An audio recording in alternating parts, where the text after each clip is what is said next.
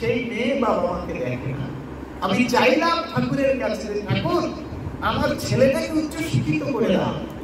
ঠাকুর করে দিলে, কিন্তু সেই করাটা আমার জন্য কল্যাণকর হলো না।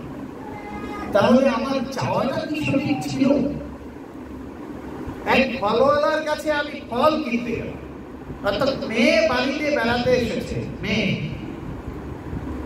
এসে বলছে, তোমার জামাই খাবার পরে ফল খায়, খুব ভালো ফল কিনে। বাবা বাজারে গিয়ে ফলওয়ালাকে বললেন, আমাকে খুব ভালো ফল দাও। না সরি, ফলওয়ালাকে গিয়ে দেখলেন কত দাম, দেখার পরে বললেন যে আমি 2 কেজি ফল, অর্থাৎ আপেল কমলা মিলিয়ে বেছে বেছে ফল নিয়ে গেলেন। বাড়িতে যখন গেলেন দেখলেন যে ফল খেতে দিলেন, খাওয়ার পরে জামাইকে 1-2 করে যখন ফল দিলেন দেখলেন যে ফলগুলো ভালো নয়, টক ফল দিয়ে এসেছে। মেয়ে তো খুব রাগ হয়ে গেলেন, তোমাকে বললাম তোমার জামাই খুব ভালো ফল খায়, তুমি আনলে এরকম টক ফল। তো জামাইয়ের কাছে শ্বশুরের ছোট হয়ে গেল, টাকা দিয়ে আনলো, আবার ফল হলো টক। এবার ফলওয়ালার কাছে আবার সব ফল নিয়ে, ফলওয়ালার সাথে গিয়ে অনেক বাদ বিতর্ক।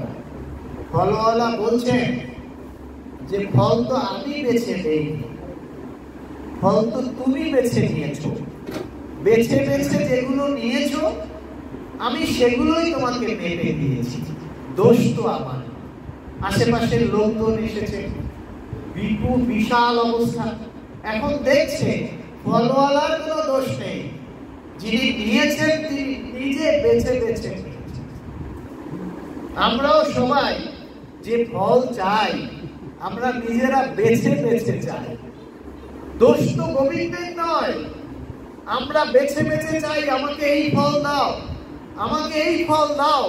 দিনের শেষে দেখি ফলগুলো সব টক হয়ে গেছে।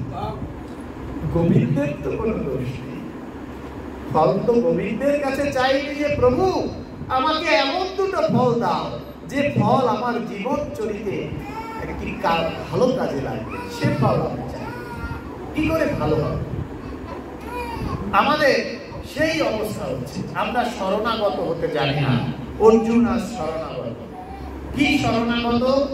আমি কিচ্ছু জানি না। কেমন শরণাগতি?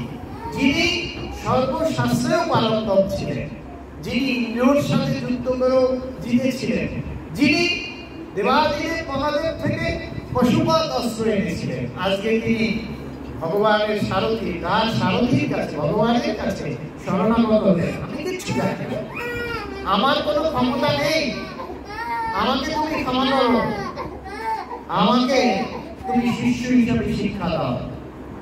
এই